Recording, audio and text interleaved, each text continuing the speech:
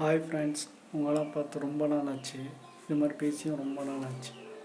நான் இன்றைக்கி எதை பற்றி பார்க்க போகிறோன்னா, மாஸ்க், கவின் ஆண்ட்ரியா நடித்த மாஸ்க் படத்தோட மினி ரிவ்யூ தான் பார்க்க போகிறோம். ஸோ அது எதை பற்றியான கதை, எதை பற்றி பேச வருது அப்படிங்கிறத பார்க்கலாம். இதில் கவினை சொல்கிறதா இல்லை ஆண்ட்ரியாவை சொல்கிறதா, ரெண்டு பேருமே கேடி ரோல் தான் பண்ணியிருக்காங்க. இவர் அடுத்தவங்க பெற்றவங்க எட்டி பார்த்து அதை வீடியோ எடுத்து பிளாக்மெயில் பண்ணுற ஒரு பிளாக்மெயிலர்.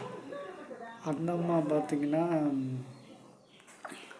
பொண்ணுங்களை வச்சு மேனிப்புலேட் பண்ணி அது மூலிமா காசு பார்க்குற ஒரு லேடியாக நடிச்சிருக்காங்க.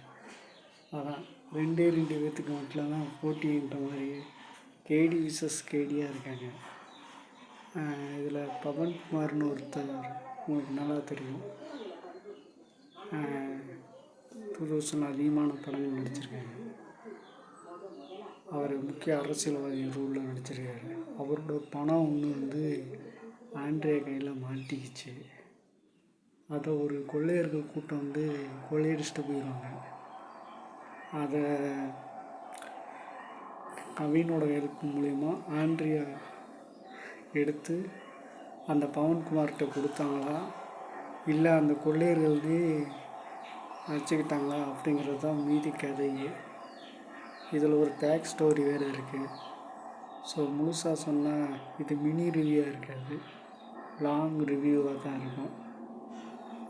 ஒன் டைம் வாட்சபிள் மூவியாக இருக்குது மாஸ்க்.